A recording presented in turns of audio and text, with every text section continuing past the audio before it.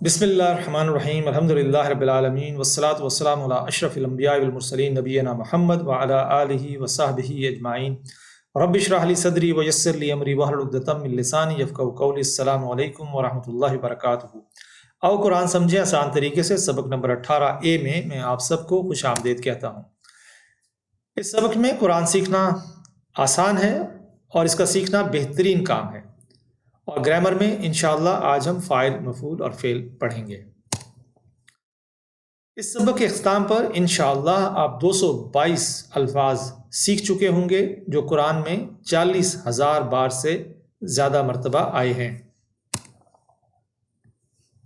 قرآن کے نزول کا مقصد تدبر، اس کی آیات پر سنتے وقت اور تلاوت کے وقت، اس لیے قرآن کو عربی میں سمجھنا بہت ضروری ہے۔ کوئی کہہ سکتا ہے کہ میں قرآن کا ترجمہ پڑھ لیتا ہوں، تو ہم کہیں گے قرآن کا ترجمہ نہیں کیا جا سکتا۔ یہ کوئی اندھی عقیدت کی بات نہیں ہے، اس کو ہم ابھی ثابت کیے دیتے ہیں۔ مثال ہے، جب حیدرآباد دکن انڈیا کی ریاست پر قبضہ ہوا تو جو حکمران تھے وہ اتار دیے گئے اور جو دوسرے لوگ تھے وہ حکومت میں قبضے پہ آ گئے۔ تو ایسے موقع پہ ایک مشاعرہ ہو رہا تھا، تو کسی نے ایک شاعر کو کہا کہ آئیے اپنا کلام پیش کیجئے۔ تو انہوں نے صرف ایک شعر پڑھا، اور وہ شعر کچھ یوں تھا: کیسے کیسے ایسے ویسے ہو گئے، ایسے ویسے کیسے کیسے ہو گئے۔ تو اب اس کا ترجمہ آپ کر دیجئے۔ اگر یہ ممکن نہیں ہے تو پھر اللہ کے کلام کا ترجمہ کیوں کر ممکن ہو سکتا ہے؟ آپ نے قرآن کے 100 ترجمے بھی پڑھ لیے ہوں تو آپ نے عام معنوں میں قرآن نہیں پڑھا۔ مثال ہے کلام اقبال، آپ علامہ اقبال کا کلام جو ہے اس کے تراجم پڑھ لیں تو آپ یہ نہیں کہہ سکتے کہ آپ نے علامہ اقبال کا کلام پڑھ لیا ہے۔ کلام انہی کی زبان میں پڑھا جائے گا۔ تو قرآن تو صرف عربی قرآن ہے، یاد رکھیے۔ اہم نوٹ، ایک بات یاد رکھیے، ثواب کی نفی نہیں ہے۔ ثواب ملے گا، ہر لفظ پر 10 نیکیوں کا ثواب ملے گا، ہر حرف پر ملے گا آپ کو۔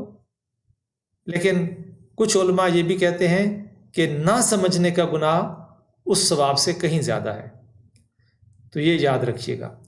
اور نہ ہی ہم ترجمے کی قدر کو کم کر رہے ہیں، بلکہ ترجمہ جو ہے پل کا کام کرے گا، ترجمہ ہماری منزل نہیں ہے۔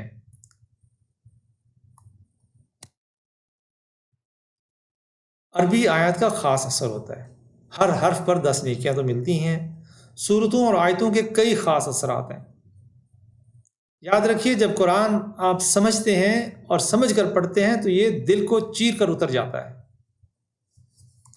کتنے صحابہ کی مثال ہے کہ انہوں نے قرآن سنا اور اس کے بعد اسلام کو قبول کر لیا۔ حضرت عمر کی مثال آپ کے سامنے۔ تو آئیے دیکھتے ہیں، وَلَقَدْ يَسَّرْنَا الْقُرْآنَ لِلذِّكْرِ۔ وَلَقَدْ اور البتہ تحقیق، وَلَقَدْ و اور لا البتہ قد تحقیق، یہ 3 حروف ہیں۔ وَلَقَدْ اور البتہ تحقیق یعنی بے شک، یسرنا، یسر آسان کیا، نہ ہم نے، اور البتہ تحقیق آسان کیا ہم نے۔ یسر کہتے ہیں آسانی کو، عسر کہتے ہیں مشکل کو۔ یہ یاد رکھیے، یسر کہتے ہیں آسانی کو، عسر کہتے ہیں مشکل کو۔ تو یسر آسانی، یسرنا ہم نے آسان کیا، القرآن قرآن کو۔ قرآن جو ہے بہت پڑھا جانے والا ہے اور اس کے نام میں بھی معجزہ ہے۔ آج بھی غیر مسلم اس بات کو مانتے ہیں کہ قرآن ہی سب سے زیادہ پڑھی جانے والی کتاب ہے اس دنیا میں۔ اور البتہ تحقیق، یسرنا ہم نے آسان کیا، القرآن قرآن کو، للذکر لیے، الذکر ذکر۔ ذکر کے معنی ہے یاد کرنا، ذکر کے معنی ہے سمجھنا اور نصیحت حاصل کرنا۔ تو ہم نے قرآن کو آسان کیا یاد کرنے کے لیے، آپ یوں بھی کہہ سکتے ہیں، اور البتہ تحقیق ہم نے آسان کیا قرآن کو سمجھنے اور نصیحت حاصل کرنے کے لیے۔ یہ تو دونوں معنی میں استعمال ہو رہا ہے یہاں پر۔ تو اللہ تعالیٰ نے قرآن کو یاد کرنے کے لیے بھی آسان بنایا ہے، سمجھنے کے لیے بھی آسان ہے، اور نصیحت حاصل کرنے کے لیے بھی آسان بنایا ہے۔ تو ذکر کے معنی یعنی حفظ کرنے کے لیے، یاد کرنے کے لیے، سمجھنے کے لیے، نصیحت حاصل کرنے کے لیے اگر فتوے دینے ہیں، احکام نکالنے ہیں، تو پھر آپ کو مزید محنت کرنی پڑے گی، علماء کے پاس جانا پڑے گا، وہاں سے آپ کو سیکھنا پڑے گا۔ آپ نے خود دیکھ لیا کہ صرف 20 گھنٹے میں ہم نے نماز ہی کو سمجھ لیے اور تھوڑی گرامر ہم نے سیکھ لی، تو قرآن میں 40,000 بار آنے والے الفاظ آپ سیکھ چکے ہیں آلموسٹ۔ دیکھیے قرآن آسان ہے، اللہ تعالیٰ نے آسان کیا ہے، اپنے عمل سے شکر ادا کیجیے، اس لیے کہ آسان کرنے کا اللہ تعالیٰ نے آسان کیا ہمارے لیے۔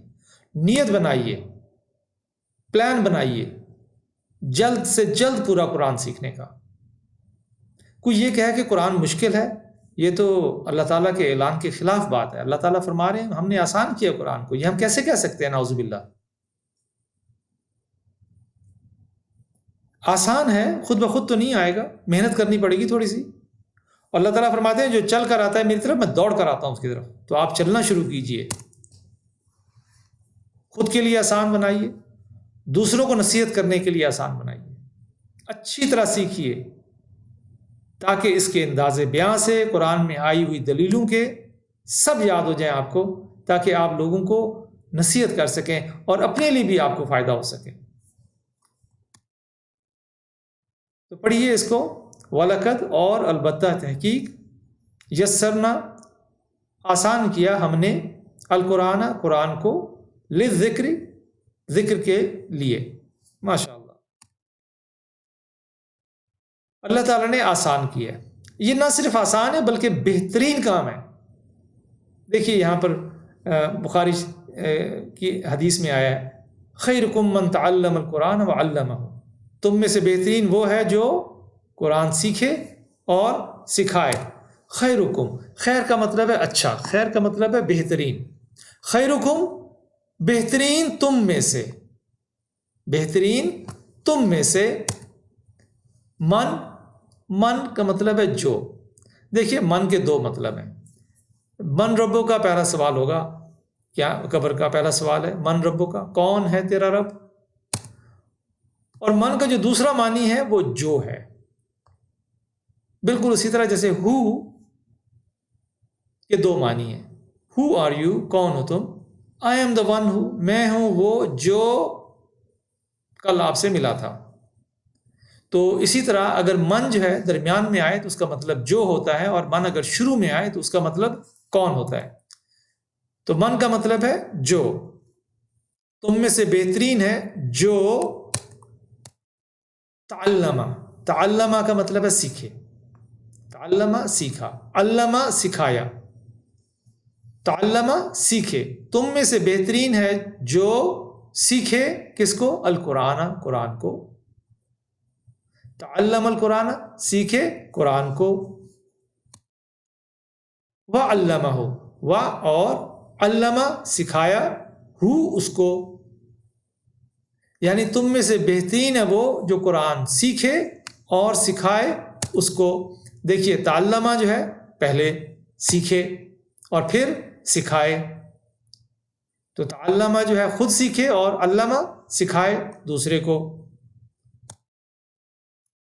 اب تک آپ نے سینکڑوں کلاسز میں حاضری دی ہوگی، مگر اور اس وقت دنیا میں سینکڑوں کلاسز چل رہی ہوں گی، لیکن اللہ کی نظر میں سب سے بہترین کلاس وہ ہے جو قرآن کی ہے۔ تو اس وقت آپ اللہ تعالیٰ کی نظر میں سب سے بہترین کلاس میں بیٹھے ہوئے ہیں۔ اور دیکھیے اس میں سب سے پہلے طالب علم کا ذکر ہے، یہ اس کے اکرام، اس کی عزت کی بات ہے کہ قرآن سیکھنے والے کی عزت ہے۔ تو اللہ کی کتاب کا علم ختم نہیں ہو سکتا، یاد رکھیے، اس لیے ہر شخص کو سیکھتے رہنا چاہیے۔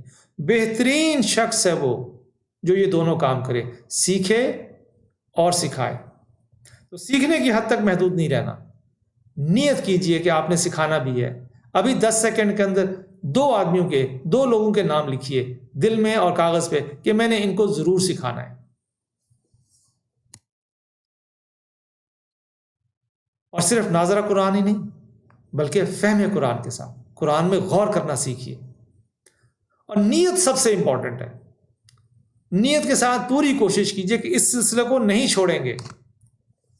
اور نیت کیوں سب سے امپورٹنٹ ہے؟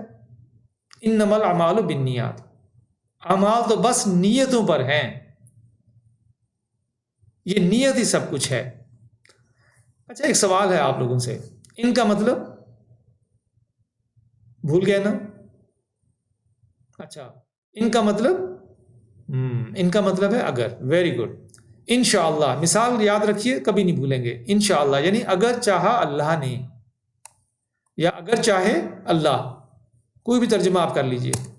تو ان کا مطلب ہے اگر، شاء کا مطلب چاہے یا چاہا، اللہ اللہ، اگر چاہے اللہ، تو اردو میں ہم ترجمہ کریں گے تو اگر چاہے اللہ۔ اور ایک لفظ ہے انا، ان کے ساتھ انا بڑا ملتا جلتا ہے، انا کا مطلب ہے بے شک، مثال ہے ان اللہ مع الصابرین، بے شک اللہ صبر کرنے والوں کے ساتھ ہے۔ اگر مثالوں کے ساتھ آپ یاد کریں گے تو یاد رکھیے قرآن کو یاد کرنا، معنی یاد کرنا بہت آسان ہے، جلدی یاد ہوں گے اور پھر بھولیں گے بھی نہیں۔ ترجمہ کرتے ہیں انما، انما کا مطلب ہے بس یا صرف، انما کا مطلب ہے بس یا صرف۔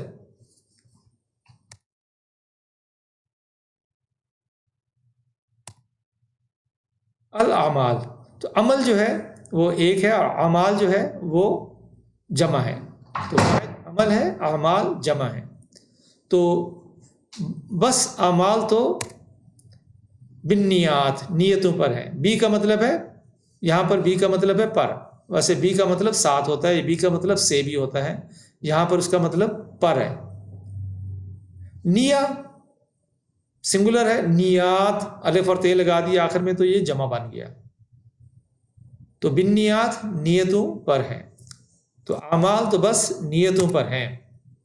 قیامت کے دن یاد رکھیے فیصلہ 3 لوگوں کا ہوگا، یہ نیت کی بات کو ذہن میں رکھیے کہ انسان کی نیت کتنی امپورٹنٹ ہے۔ سب سے پہلے قرآن کے قاری کا فیصلہ ہوگا اور قرآن کے استاد کا فیصلہ ہوگا۔ جو دکھاوے کے لیے پڑھتے تھے، دکھاوے کے لیے قرات کرتے تھے، اللہ تعالیٰ ان کو جہنم میں ڈال دیں گے، عبادت ساری برباد ہو جائے گی ان کی۔ ایسے عمل کو اللہ تعالیٰ قبول نہیں کرتا جس میں اس کے ساتھ ساتھ کسی دوسرے لوگوں کو بھی خوش کرنے کا ارادہ ہو اس میں، یا دکھاوا ہو اس میں۔ یاد رکھیے پانی یا دودھ کے گلاس میں تھوڑی سی گندگی چلی جائے آپ نہیں پی سکتے، گھن آئے گی آپ کو۔ تو یہ کیسے ہو سکتا ہے کہ اللہ تعالیٰ کے لیے کوئی عمل کیا گیا اور وہ ساتھ میں کسی دوسرے کے لیے بھی کیا ہوگا؟ وہ نہیں اللہ تعالیٰ کو پسند آتا۔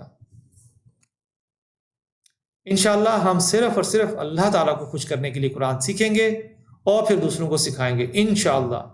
یاد رکھیے دنیا کے شاید 90% مسلمان قرآن کو نہیں سمجھ سکتے، اس لیے ہم نے قرآن کو خود کو سمجھنا ہے تاکہ انہیں سمجھائیں، تاکہ ہر مسلمان اس قابل ہو سکے کہ غیر مسلموں کے سامنے قرآن کو بہترین انداز میں پیش کر سکے۔ تو آئیے اسی تصور اور احساس کے ساتھ دعا کے ساتھ پریکٹس کرتے ہیں۔ انما الاعمال بالنیات، انما بس، الاعمال اعمال تو بالنیات نیتوں پر ہیں۔ ان کو یاد رکھ لیجئے مثالوں کے ساتھ، انا، انما، یہ 2000 مرتبہ سے زیادہ آئے ہیں قرآن میں۔ تو آئیے اللہ تعالیٰ سے دعا ہے کہ وہ ہمیں قرآن پڑھنے، سمجھنے، غور کرنے، عمل کرنے، پھیلانے اور یاد کرنے کی توفیق دے۔ سبحان اللہ و بحمدہ، سبحانک اللہم و بحمدک، نشہد ان لا الہ الا انت، نستغفرک و نتوب الیک۔ السلام علیکم ورحمۃ اللہ وبرکاتہ۔